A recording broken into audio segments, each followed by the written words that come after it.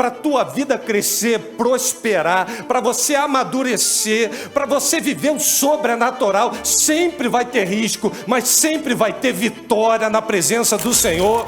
Segurança bíblica não é ter chão firme. Segurança bíblica não é ter controle. Segurança bíblica não é ter previsibilidade. Segurança bíblica é ter presença, é ter propósito, é ter promessa.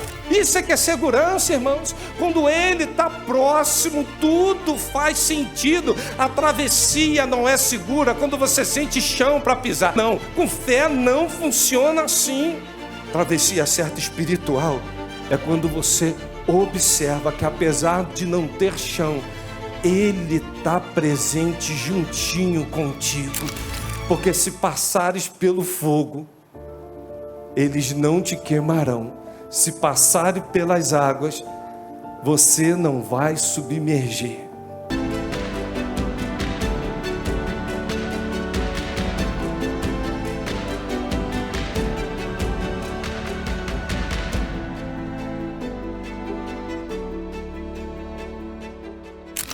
Subtemas. E o subtema agora do mês de fevereiro é vivendo uma fé inabalável nas provações. Pela manhã eu peguei o texto, falando de Pedro andando sobre as águas. Eu quero novamente replicar esse texto como tenho feito de praxe. Pela manhã eu dei um tema para o sermão. Tirei alguns princípios e quero agora à noite extrair outros princípios que estão dentro do texto. Vamos, para tanto, abrir a palavra de Deus em Mateus 14, de 23 a 33. E o tema é movendo-se sobre as águas. Mateus 14, de 23 a 33.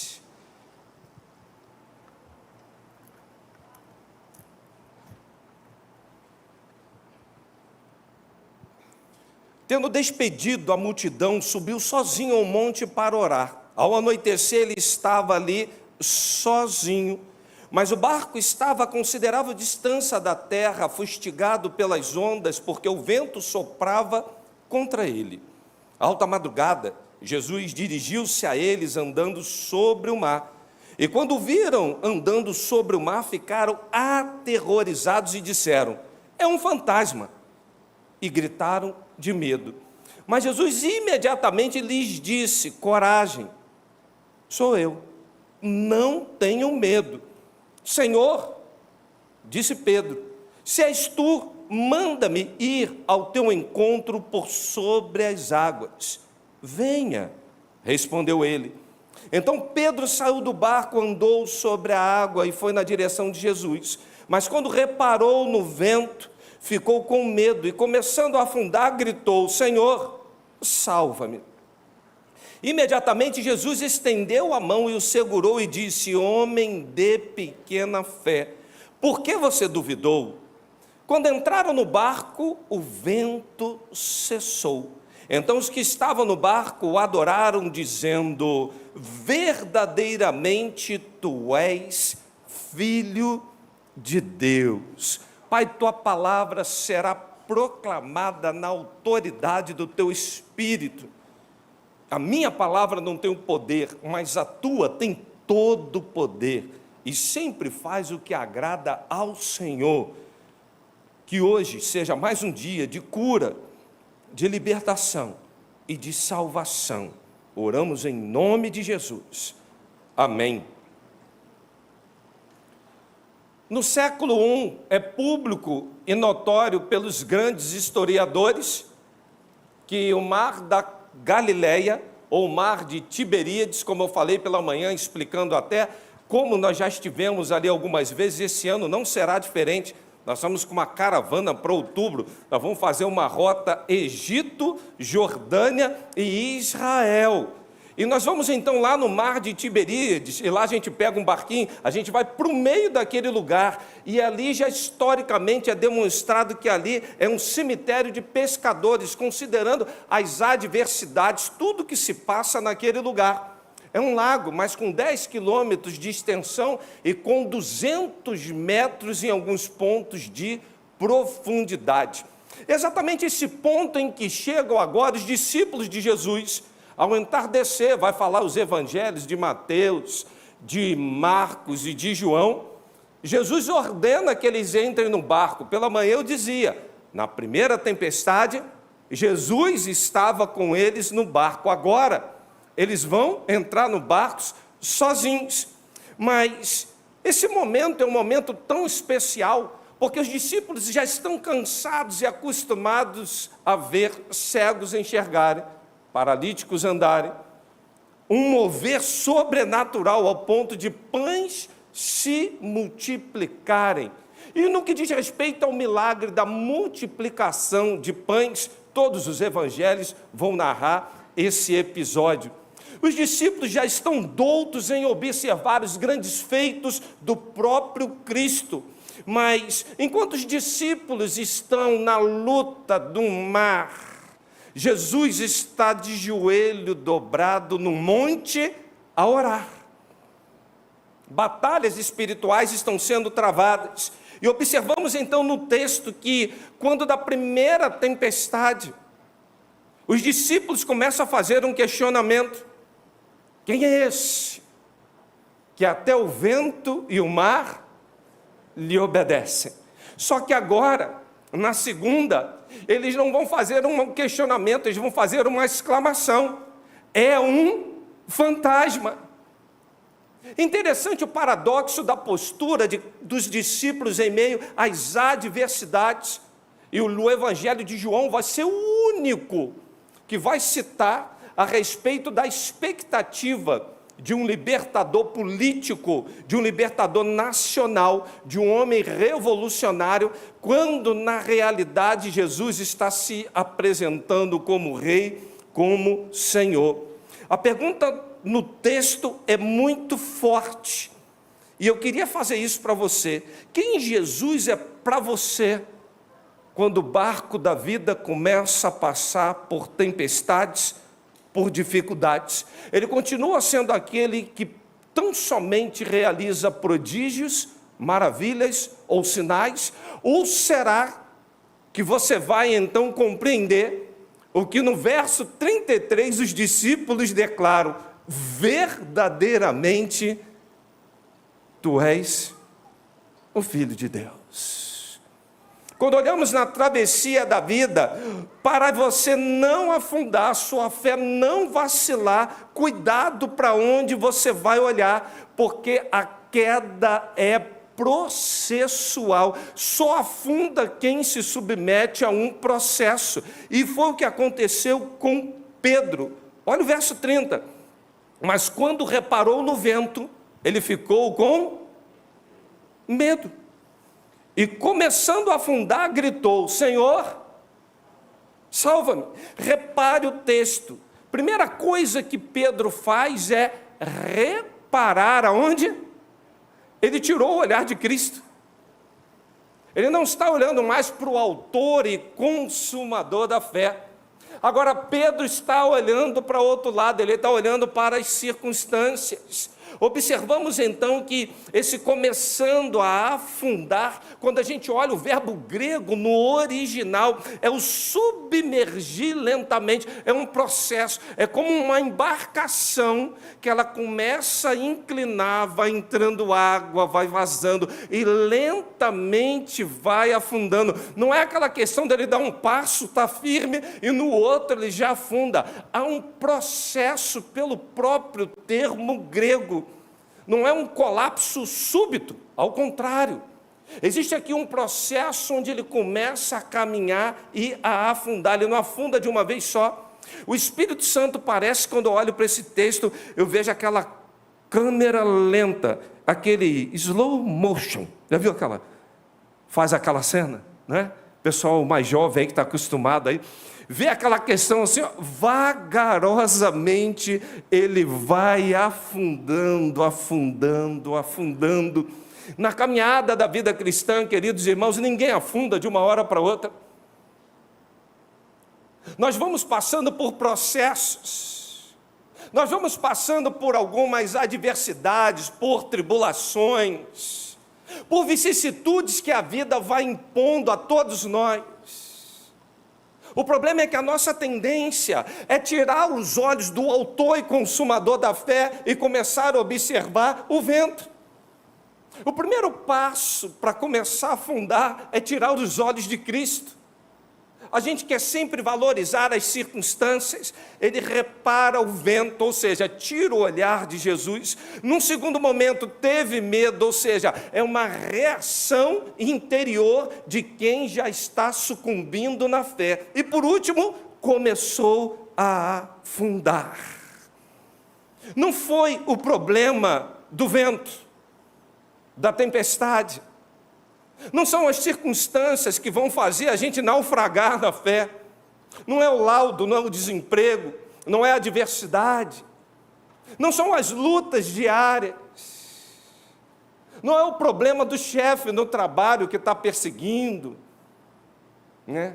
E dificilmente você vai dizer que tem um chefe bom, né? Chefe sempre é... Estou falando de chefe. Mas a gente olha para as questões da vida, a gente sempre fica contemplando, observando e valorizando demais as circunstâncias que estão ao nosso redor. Mas quando nós estamos com os olhos fitos em Cristo Jesus, você não vai afundar. Existe um outro episódio bíblico que narra bem e exemplifica bem o que eu quero demonstrar nesse tópico. Lembra dos espias entrando na terra prometida? Eram 12, lembra? Sim ou não? Eles entraram, o que eles viram lá? Gigantes. Nefilins, filhos de Anak, lembra? O pessoal parece que vive o dia inteiro na academia malhando. Vai na Smart Fit aqui do Carioca Shopping e dorme na Smart Fit ali da Avenida Miriti. Pessoal forte, bom de guerra. Nós estamos franzindo, saindo agora né? A gente não está conseguindo nem levantar peso direito. Eles são doutos. Números 13 vai narrar o que a gente chama do complexo de gafanhoto. Eles começam a olhar as adversidades, as circunstâncias, e começam a narrar o seguinte episódio fatídico. Olha, não dá para a gente não, eles estão muito melhores, muito mais fortes do que nós. É impossível a gente estar sobrevivendo em meio a isso. E começa a vida espiritual a afundar. Quer ver como é que afunda? Me diz o nome de um dos 10 espias que não entraram na terra. Fala aí. Me diz agora o nome dos 2 que entraram. Percebeu que afunda? E percebeu quem sobrevive? Eles não olham para as circunstâncias, eles estão diante de um fato que é inegável, irmãos. A fé não nega o óbvio, mas a fé não nega o Deus que promete: eu vou te botar dentro da terra. O Deus que está dizendo: eu sou com você. O Deus que está dizendo: onde tu passar, eu vou passar contigo. Esses homens começam agora com um laudo, que é num laudo que eles não afundam. Eles começam a dizer: eles são tudo isso, mas só tem um detalhe.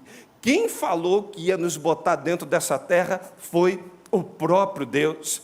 Você sabe por que às vezes os relacionamentos estão afundando? Sabe por que as circunstâncias ao nosso redor parecem minar as nossas forças? Sabe por que o vento contrário, ele bate com ímpeto e parece que vai tirando toda a nossa resistência espiritual? Porque nós estamos tirando os olhos de Cristo e olhando para as adversidades. Pedro não caiu porque deixou de amar Jesus, ele caiu porque relaxou na vigilância, no olhar. Meu irmão, na hora da adversidade, para onde você está olhando? O que mais tem chamado a sua atenção?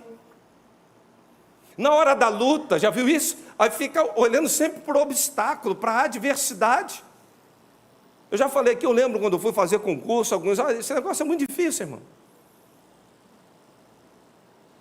Já está tudo ali, não consegue não. Eu falei: irmãos, tem acho que 50 vagas, eu só preciso de uma. Eu não vou disputar as 50 não, só estou disputando uma. Aliás, os 49 que briguem pela vaga deles, que uma já é minha. Eu vou chegar lá, irmão. Eu vou conseguir. Ah, mas tudo é muito ruim. Irmão, a melhor forma de não fazer nada é achar que nada do que você vai fazer vai dar certo. Faz nada, não tem como, não dá para gente. Há muitos cristãos que estão afundando de largada, é o famoso perdendo de WO, sabe o que é isso? Vou te explicar. Eles, antes de começar a entrar na batalha, eles já afundam desistindo. Não vou não, não dá para mim não. Ah, isso aqui para mim é difícil demais. Eu não tenho condições, eu não tenho como resistir contra essa grande multidão, eu não tenho o que fazer, eu não tenho poder bélico, eu não tenho poder financeiro. Ah, eu sou o menor da tribo de Manassés. Já ouviram? Já ouviram esses lamentos? Já ouviram essas expressões? Eu sou o menor da casa de meu pai, eu sou o menor da tribo, eu sou o mais, né? É aquele complexo de inferioridade acirrado demais. E a Bíblia não nos ensina isso. Aliás, Romanos vai dizer que ninguém pense de si além do que convém. Pense na medida, nem para mais nem para menos. E está aí uma coisa difícil, porque tem gente que não é e se acha. E tem gente que é e não se acha. É na medida, o que é bíblico, pense o que é. Você não sabe o que é, olhe-se no espelho, faz um solilóquio, sabe o que é um solilóquio, né? Conversa com você mesmo, não olhando para o espelho. Um solilóquio. E começa a dizer, Anderson, quem é você? Não, isso aqui não é você, aqui é você. Não, também você não é essa porcaria aqui que estão falando, não, você é isso. Você já se olhou no espelho, já conversou com você no espelho? O nosso olhar está sendo cada vez mais minado, deturpado, e a queda não vem do medo, a queda vem de um olhar. A segunda fase é gerar medo, e gerou medo, irmão, vai te paralisar. A expressão no Evangelho de Mateus, eles estão atônitos, eles estão perplexos, eles não sabem o que fazer, é um fantasma. As circunstâncias sempre existirão a nosso redor, a questão não é eliminar, mas não tirar o nosso olhar de Cristo Jesus. Em segundo lugar, eu olho para o texto e percebo nos versos 26 a 28 que as crises servem de oportunidade. Olha, quando viram andando sobre o mar, ficaram aterrorizados e disseram, é um fantasma. Gritaram de medo. Mas Jesus imediatamente lhes disse, coragem, sou eu, não tenho medo. Senhor, disse quem? Pedro. Todo mundo em pânico, com medo. Olha o que Pedro vai falar. Senhor, se és tu, manda-me ir ao teu encontro. Me chama a atenção que Pedro, ele não só fala, manda-me ir. Ele ainda diz como. Não foi Jesus que mandou Pedro vir sobre as águas. Foi Pedro que falou, manda-me que eu vá sobre as águas. Palavras de Pedro. Se não observarmos os detalhes do texto, a gente se perde na riqueza que ele tem. Ele fala, manda-me ir, e sobre as águas, por sobre as águas. Enquanto muitos dos discípulos estavam gritando de medo, Pedro estava clamando e dizendo, me deixa aí, me bota nessa água. Irmão, se tem uma coisa instável, era a água. No meio de um maremoto, daquele vento contrário, qual era o lugar mais seguro, irmão? Um barco. Agora me diz, qual é a rota de fuga de uma embarcação na madrugada, no meio do mar revolto? Qual é a rota de fuga? Não tem. Sabe por quê? Existem circunstâncias nas nossas vidas, queridos irmãos, que você vai tentar uma rota de fuga, mas você só não pode se esquecer que quem te ordenou a entrar no barco e ir para o mar foi o próprio Cristo. Mesmo que você não veja a rota de fuga, como sair, o que fazer, Eu sei que alguns estão aqui nessa noite, vieram aqui nesse culto, muitos estão em casa, estão conosco aqui na internet, estão se questionando: pastor, o senhor está lendo a minha vida, eu estou num beco sem saída, eu não sei qual é a rota de fuga, eu não sei o que fazer, eu não sei o que pensar, eu não sei nem do que me valer. Quero te desafiar: eleva os seus olhos para os montes, da onde me virá o socorro? O seu socorro vem do Senhor, Criador dos céus e da terra. Há poços tão profundos que não tem como olhar na outra direção que não seja para Cristo. É olhar para o alto, é perceber que o Senhor é socorro muito bem presente na angústia. Pedro agora começa a observar os discípulos em pânico. Ele vê uma oportunidade. Oportunidade. Está difícil para você, meu irmão? Está num beco sem saída? Deixa eu te desafiar nessa noite. Comece a olhar para Jesus, que você vai ver que tem oportunidade. Sabe quem não enxerga a oportunidade? Quem não está olhando para Ele. Começa a só ver a adversidade. Para enxergar oportunidade, tem que estar olhando para Jesus, irmão. Se você olhar para a adversidade, você só vê problema. E por isso que muitos ficam igual roleta de banco. Um exercício enorme, cadeira de balanço, um movimento contínuo, mas não sai do lugar. Não tem rota de fuga. Há muitas adversidades nas nossas vidas que a gente não sabe o que fazer e continuamos olhando para o que não devemos, ou seja, não vai encarar as oportunidades. Na hora da crise eles estavam aterrorizados. Pedro vê: é a minha vez, minha oportunidade, eu vou me mover no sobrenatural. Você está disposto ou disposta nessa noite a encarar as oportunidades, mesmo vivendo dramas, e se lançar no sobrenatural de Deus, sim ou não? Pastor, está difícil, o senhor não sabe o que eu estou passando, o senhor não sabe as lutas que tenho tido. Meu irmão, tem oportunidade que está escancarada diante de você. Outro dia eu estava lendo a história da criação do Walt Disney, em 1928.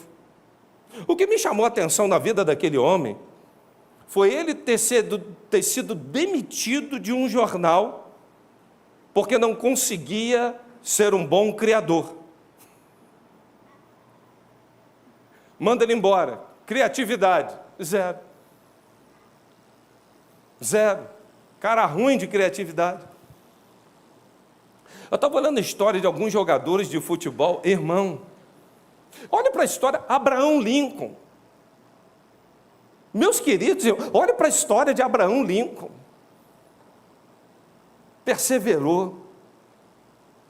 Outro dia eu estava lendo também a história dos criadores e dos fundadores da 3M. Você já viu isso? Fita, cola, tudo 3M. Eles compraram uma pedreira que achavam que iam ganhar muito dinheiro quebrando, vendendo pedra. Quando começaram a dinamitar, a pedra era ruim, esfarelava todinha. Eles falaram: e agora? Investimos todo o recurso nessa pedreira, o que fazer?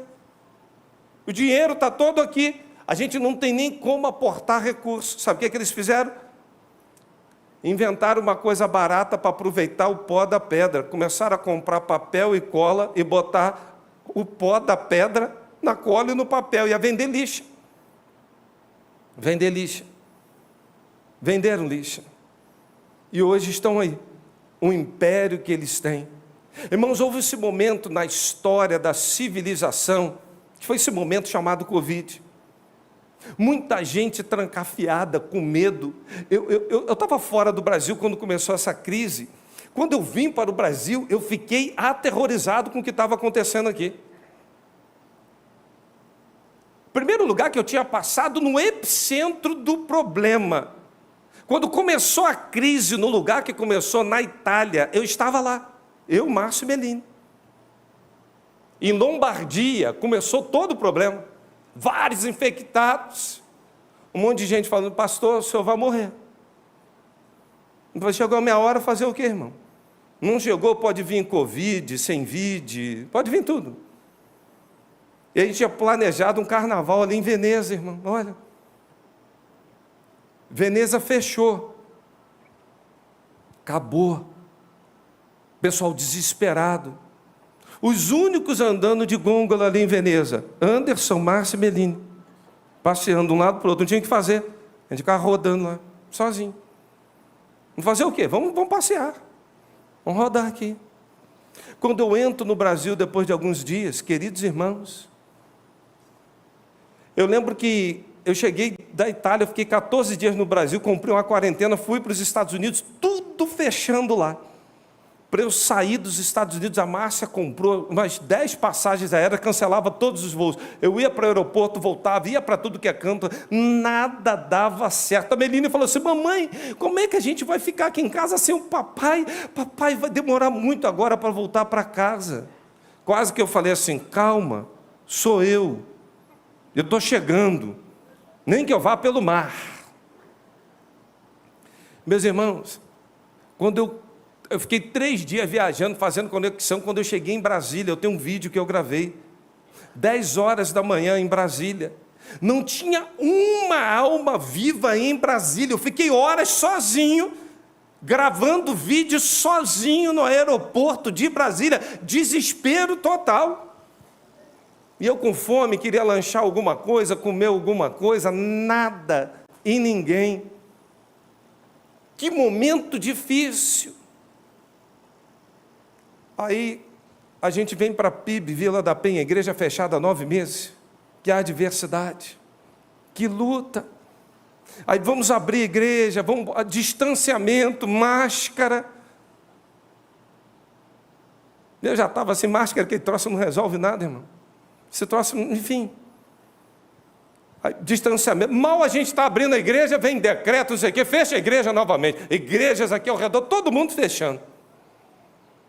Momento de pânico, dificuldade.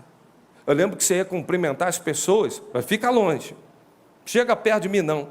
Eu não esqueço um voo que eu peguei, que eu fui lá para o México, uma conexão dessa que eu fiz, para pegar uma outra conexão, para vir para o Rio de Janeiro. Eu lembro que a aeronave tinha uma capacidade lá de 180 lugares, tinham 6 pessoas. E tinha gente que estava com as 5 máscaras, que não olhava nem para o lado. Os comissários passavam dentro da aeronave, passando um spray, um negócio assim, a cada meia hora, assim, ó. Eu ficava olhando para aquilo, eu falei: Jesus de Nazaré, acho que eu vou morrer aqui dentro, porque do jeito pânico que isso aqui está. Eu não esqueço na hora que eu quis ir no banheiro, irmão. Eu não tinha luva. Eu peguei um papel, fui para entrar, para abrir a porta, para fazer tudo, sem tocar em nada. E quando sentei no banco, passei 1 litro de álcool nas mãos e fiquei abanando as mãos dentro do voo.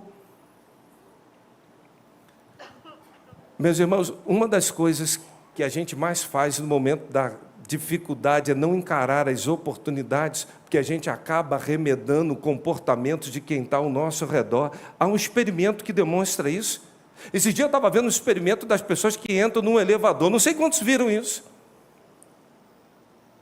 Tinha uma pessoa que era um ator contratado para dentro do elevador, Rogério. Ela entrava primeiro, depois chegava no outro andar, entravam outras pessoas que não eram atores. Depois entrava um grupo de atores. E esse grupo de atores, ao invés de ficar todo mundo olhando para a porta do elevador, todo mundo ficava olhando para a lateral do elevador. O elevador, a porta está aqui, todo mundo olhando para a lateral. O que você acha que aqueles que não eram atores fizeram dentro do elevador? Entendeu? É todo mundo encarneirado, irmão. Todo mundo ali olhando para o lado. Eu não quero me estender, você já entendeu o que está acontecendo. Na vida espiritual, queridos irmãos, são poucas as pessoas que na hora da luta, da adversidade, enxergam oportunidade. A maioria fica encarneirado reclamando: ó vida, ó céus, maldito o dia em que eu nasci, devia ter faltado leite no seio da minha mãe. Vocês lembram do homem bíblico que declara essas expressões, né? No momento de crise existencial. Meu irmão, olha para as oportunidades. Haverá sempre o que fazer. A empresa faliu, o escritório não deu certo, a coisa não está caminhando como eu estava pensando. O Senhor vai te dar oportunidades.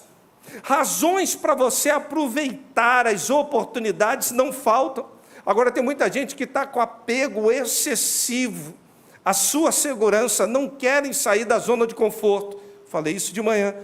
Coração endurecido, assim estavam os discípulos. E não consegue aproveitar. Ouça antes de agir. Antes de Pedro aproveitar a oportunidade, Pedro ouviu: sou eu, não tenha medo. O que você está ouvindo? Tem gente que já está com problema com uma coisa, sabe o que é que ele faz? É igual, irmãos, olha o que eu vou dizer agora, tem muita gente fazendo isso. A pessoa acha que está com uma doença, o que ela faz? Joga no Google para saber como é que é aquilo, entra em pânico. Meu irmão, aí começa a assistir vídeo com um monte de gente que tem aquela doença. O que vai acontecer? Se tiver bem, vai adoecer, irmão. Eu não tenho dúvida. Vai começar a ter um comportamento como os outros tiveram, ou como os outros estão tendo, que estão doentes. Nós precisamos romper em fé com isso, porque alguns não conseguem sair do nível raso, não compreendem os milagres, não conseguem entender a soberania de Deus, não interpreta corretamente o que Deus já fez. Quando você tiver problema, tiver difícil, traz à memória aquilo que te dá esperança. Olha quantos livramentos, olha quanto cuidado, olha quantas coisas boas para você glorificar ao Senhor. Se Deus cuidou de você até aqui, e você pode dizer: Ebenezer, até aqui, não é daqui para frente que Ele vai te abandonar, meu irmão.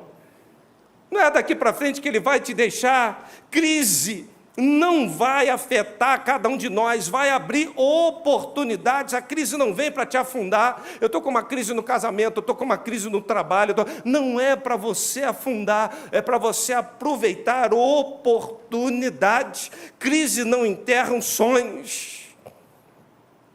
Crise enterra, sabe o quê? Desculpas. Nunca uma crise vai enterrar um sonho. Ela sempre vai enterrar desculpas. Onde muitos veem ameaças, poucos enxergam oportunidades. Toda grande construção começa num terreno instável. Me lembro quando cheguei aqui na igreja que a gente falou que ia aumentar aqui o tempo, quebrar aquelas estruturas. Vocês lembram como é que era isso aqui, irmãos? Vocês lembram aquele palco aqui em forma de arquibancada? Vocês lembram aquele lambri bonito que tinha aqui, irmãos? Tinha um lambri aqui bonito, lembra? Nós fomos fazer essa obra aqui, irmãos. Quebra tudo, estrutura, joga. Foi 3 meses, vai estar pronto. Eu gostava de olhar nos olhos dos irmãos, a pessoa: pastor, nada não. Já deu, irmão. Já deu. Não vai dar não, já deu, irmão. Vai ter que dar, vai sair, vai dar certo. Estamos com uma oportunidade ímpar, o Senhor vai fazer. O Senhor vai pegar do caos, vai fazer um canteiro de obra, e depois vai ficar tudo perfeito aos seus olhos. Olhe para a sua vida, aproveite as oportunidades. Eu quero concluir dizendo que muitos pensam que esse texto, a ideia central dele, está em afirmar que Pedro andou sobre as águas, mas que teve medo. Alguns teólogos chegam a afirmar até assim: olha, Pedro oscilou na fé várias vezes. Primeiro ele pergunta assim: se és tu, permita-me que eu vá contigo. Segundo, tirou os olhos, começou a perceber a força do vento, afundou. Quantos discípulos foram para a água? Quantos? De manhã eu já criei um tópico nesse sentido. Você é daquele que vai saltar do barco ou que vai permanecer na embarcação? Mas sabe por que Pedro foi o primeiro a pular do barco? Porque Pedro foi o primeiro dos discípulos a reconhecer que quem multiplica peixe, quem multiplica pão, quem cura leproso, quem levanta coxo, quem governa sobre o tempo, quem governa sobre tudo e sobre todos, só pode ser Senhor. A mensagem central do texto não está em Pedro andar pelas águas. Não, irmão, não se iluda com isso. Tem muita teologia falando disso. Não, a mensagem central do texto está 27. Jesus falou: coragem, sou eu, não tenho medo. E agora, olha o verso 33. Verdadeiramente tu és o quê? Quem declarou isso? Os discípulos. Os discípulos. O reconhecimento do senhorio nos leva a ser verdadeiros adoradores. A confissão dos discípulos, ela é cristocêntrica. Ela não é circunstancial. O foco não é Pedro. O foco não é andar sobre o mar. O foco é revelar um Deus que tem toda a autoridade sobre os homens, sobre as circunstâncias, sobre todas as coisas criadas, num Deus que tem toda a soberania, num Deus que tem todo o cuidado, num Deus que chega num tempo perfeito, num Deus que sempre está interferindo, agindo, apesar da gente não entender. Mas, pastor Anderson, como que se chega a essa conclusão? Ele fala: sou eu. Se você for ver etimologicamente a palavra, ele está dizendo: eu sou.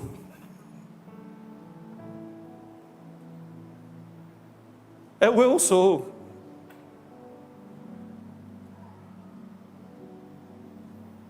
Chega lá, Deus. O que eu vou dizer para Faraó? Diga que quem? O eu sou.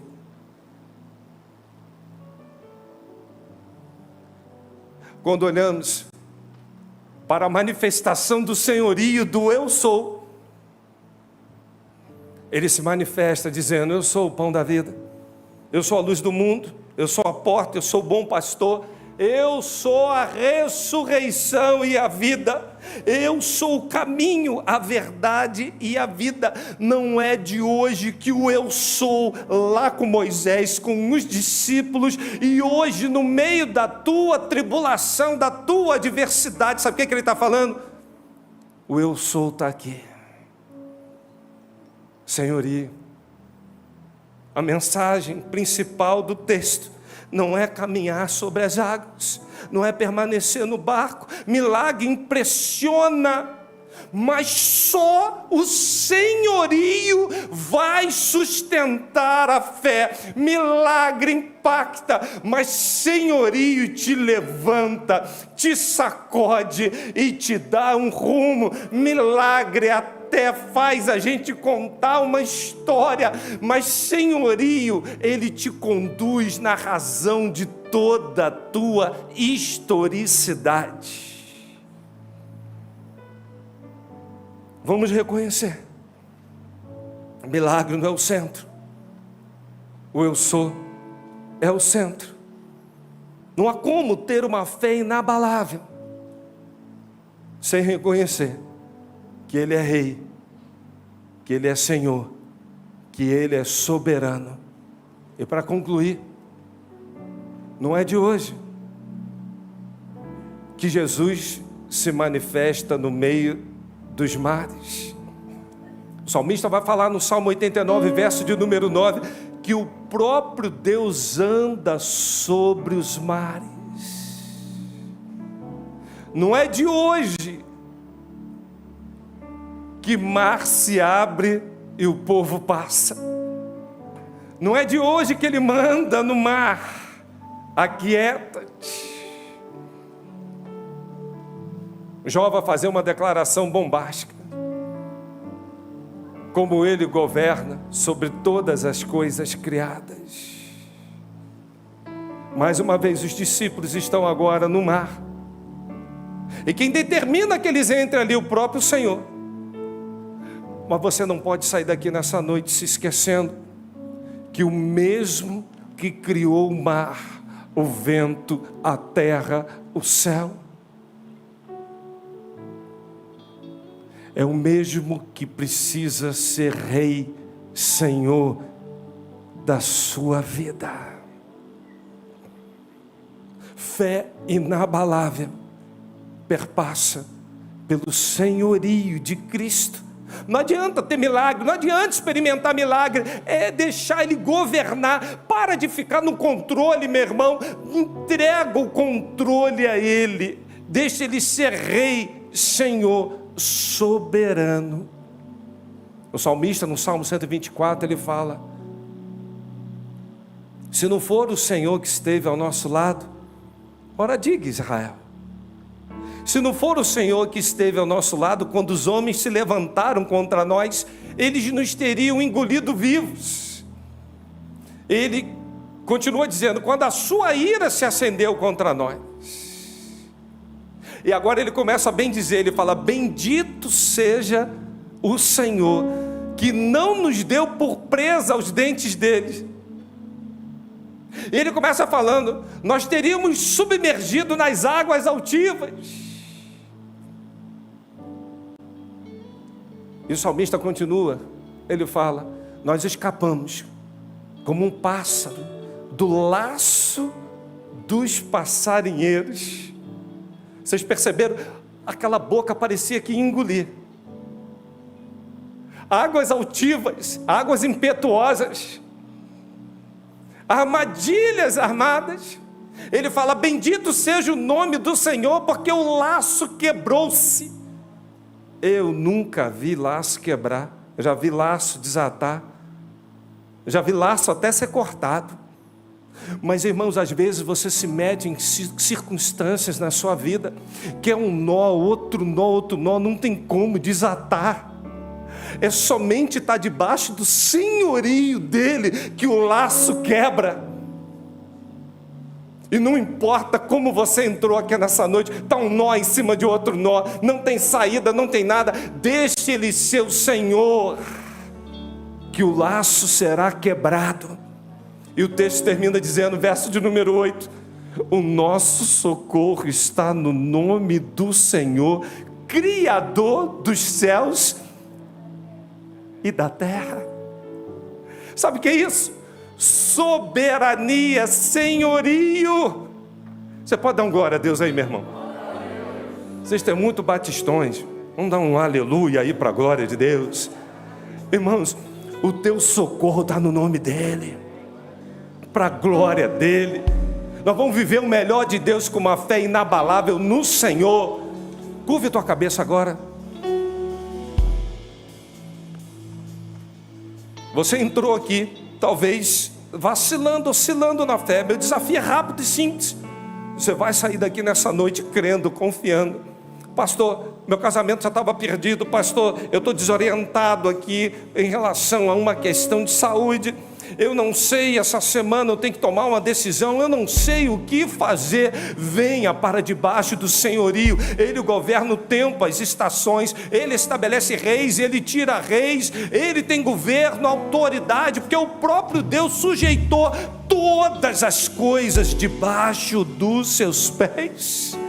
Tudo está rendido debaixo dos pés de Cristo Jesus. Só por um detalhe: porque dele, por ele e para ele são todas as coisas. Glória, pois, eternamente a ele. Amém. Quantos estão aqui que querem vir aqui à frente? Quando viermos cantando, ou entregando a vida a Cristo Jesus, o confessando como Senhor e Salvador, ouvindo aqui à frente num ato de fé, dizendo: eu entrego essa causa, eu entrego meu casamento, eu entrego um filho, eu entrego um problema, eu entrego uma doença, eu não vou ficar preocupado, eu vou viver uma fé inabalável, sem que tenho crido, estou bem certo que é poderoso para guardar o meu depósito até o dia final. Quero orar com você, por você, enquanto estamos adorando. Sai do teu lugar agora.